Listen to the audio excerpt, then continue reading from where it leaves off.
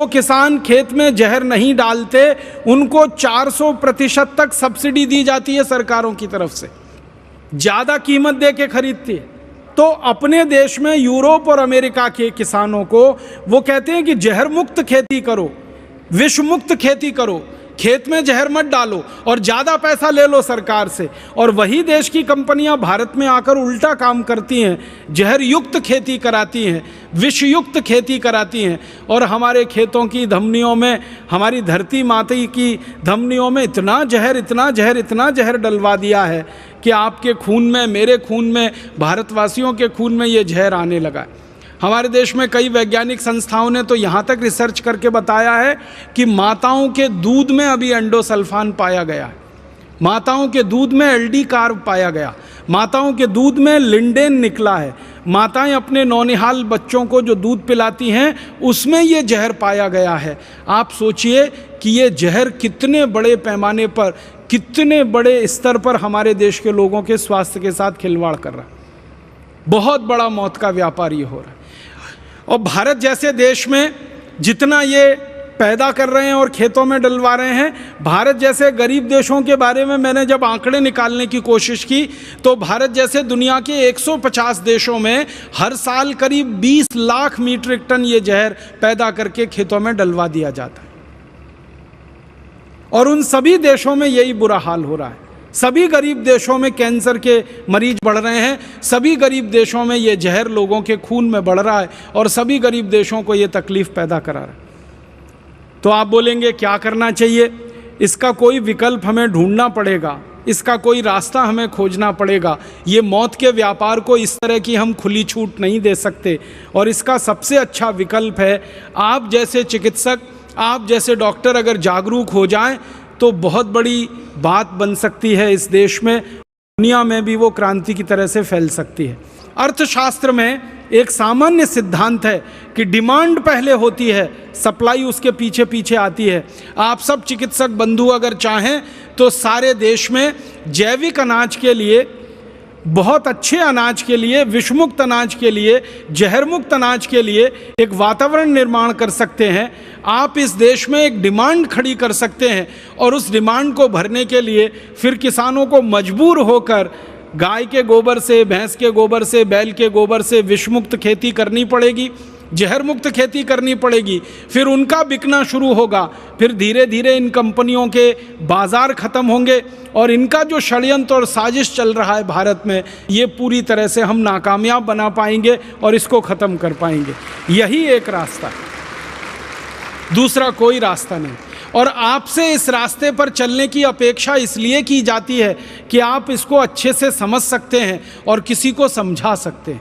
हमारे देश में डॉक्टर की कही हुई बात और एक साधारण व्यक्ति की कही हुई बात में ज़मीन आसमान का अंतर होता है।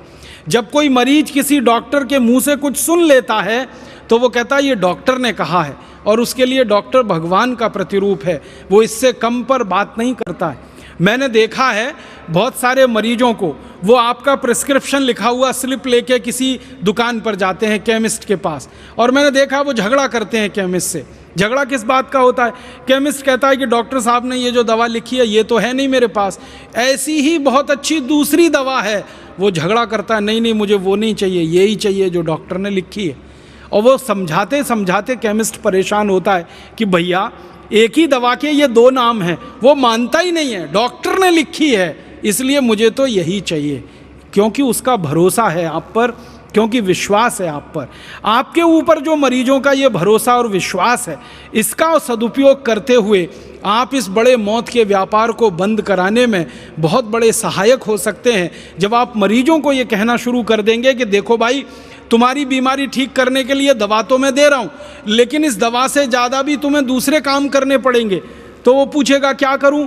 तो कहने लगो जहर मुक्त अन्न खाना शुरू करो, जहर मुक्त सब्जियां खाना शुरू करो, जहर मुक्त फल खाना शुरू करो। तो वो कहेगा कहाँ मिलेगा? तो जहाँ से ये मिल रहा है जहर युक्त, वहीं जहर मुक्त मिलेगा। मांग पैदा करो, डिमांड पैदा करो, तो लोग अपने आप पैदा करेंगे। तो पहले कम पैदा होगा, शायद ज़्यादा कीमत में बिकेगा, फिर ज़्यादा पैदा होने लगेगा, कीमतें कम होती जाएंगी और एक सामान्य रूप से पूरे भारत के लोगों को विषमुक्त अनाज विषमुक्त भोजन, विषमुक्त सब्जियां और विषमुक्त फल उपलब्ध हो जाएं।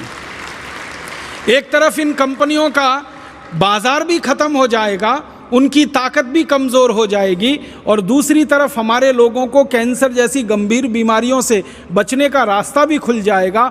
माताओं के शरीर में ये जो जहर आ गया है दूध के रूप में, ये भी कम होता चला जाएगा। और एक सबसे आखिर में जो बड़ा काम होगा वो ये कि सारे भारत देश में जब ये खेती में क्रांति आ जाएगी तो बड़ा सवाल पैदा होगा वो ये कि क्या बिना यूरिया, बिना डीएपी उत्पादन हो पाएगा?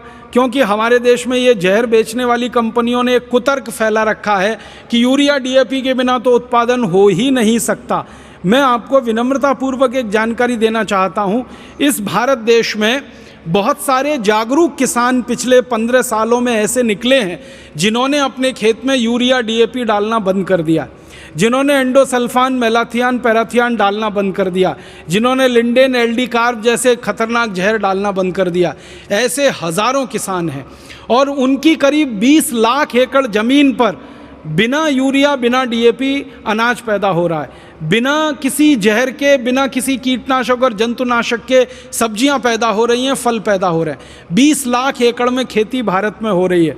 सबसे ज़्यादा ये खेती महाराष्ट्र में हो रही है, कर्नाटक में हो रही है, आंध्र प्रदेश में हो रही है, तमिलनाडु में हो रही है, केरल में हो रही है, मध्य प्रदेश में हो रही है, छत्तीसगढ़ में हो रही है, अब तो झारखंड, बिहार में भी शुरू हो गई है। हज़ारों किसान लग गए हैं और उन किसानों का अनुभव ये कहता है कि यूरिया डीएपी से वो जितना पैदा करते थे उससे ज़्यादा पैदावार उनकी बिना यूरिया, बिना डीएपी से हो रही है। आपको मैं आंकड़े बताना चाहता हूँ कि जो किसान पहले यूरिया डीएपी से 1 एकड़ में 30 मीट्रिक टन गन्ना पैदा करते थे, अब वही किसान गाय का गोबर, भैंस का गोबर, बैल का गोबर खेतों में डालकर 1 एकड़ में 90 मीट्रिक टन गन्ना पैदा कर रहे हैं, 3 गुना ज़्यादा। जो किसान पहले यूरिया डीएपी से 1 एकड़ में 15-20 क्विंटल तक गेहूं पैदा करते थे, आज वो गाय के गोबर, बैल के गोबर, भैंस के गोबर का उपयोग करके 1 एकड़ में 25 से 30 क्विंटल गेहूं पैदा कर रहे हैं, ठीक दुगना। जो किसान पहले 2 से 2.5 क्विंटल कपास पैदा करते थे 1 एकड़ में यूरिया डीएपी से, आज वो 7 क्विंटल कपास पैदा कर रहे हैं बिना यूरिया, बिना डीएपी के। गेहूं ज़्यादा हो रहा है, धान ज़्यादा हो रहा है, गन्ना ज़्यादा हो रहा है, सब्जियां भरपूर हो रही हैं, फल भरपूर हो रहे हैं। तो ये सबसे बड़ा झूठ है जो पिछले 40-45 साल इस देश में फैलाया गया कि उत्पादन सिर्फ यूरिया डीएपी से ही बढ़ सकता है। उत्पादन बिना यूरिया, बिना डीएपी के भी बढ़ता है। और दुनिया में जब ये कीटनाशक और जहर नहीं बनाया जाता था, दूसरे विश्व युद्ध के पहले तक कभी भी दुनिया में ये जहर बना नहीं और कहीं डाला नहीं गया।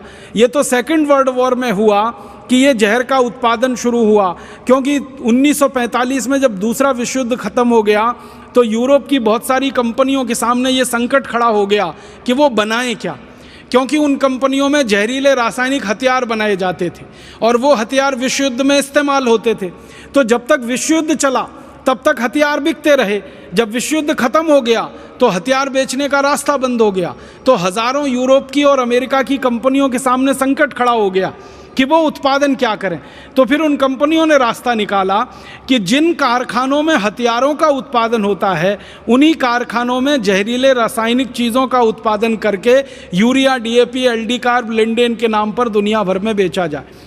आप सभी जानते हैं, विज्ञान आपने पढ़ा है, रसायन शास्त्र के बारे में थोड़ा तो आप सभी जानते हैं। वो ये कि जिन रसायनों से रासायनिक हथियार बनते हैं युद्ध लड़ने के लिए, उन्हीं रसायनों से यूरिया, डीएपी बनता है खेतों को बर्बाद करने के लिए। जिन रसायनों से रासायनिक जहरीले हथियार बनते हैं केमिकल गैसेस के नाम पर, केमिकल बॉम्ब के नाम पर, उन्हीं जहरीले रसायनों से ये लिंडेन, एलडी कार्ब जैसे जहर, एंडोसल्फान जैसे जहर बनते हैं जो खेतों में डाले जाते हैं। माने मूल रसायन एक ही है, जिससे आप रासायनिक हथियार बना लो और युद्ध में इस्तेमाल कर लो, या जिससे यूरिया, डीएपी और पेस्टिसाइड, इंसेक्टिसाइड बना लो और खेतों में इस्तेमाल कर लो। तो मूल रसायन बनाने वाली यूरोप और अमेरिका की जो कंपनियां थी, उनका ये षड्यंत्र था कि सेकेंड वर्ल्ड वॉर ख़त्म हो गया 1945 में, तो उन कंपनियों को क्या करना। तो उन्होंने कहा कि चलो अब ये काम करना। तो किसानों के माध्यम से उन्होंने इस काम को आगे बढ़ाया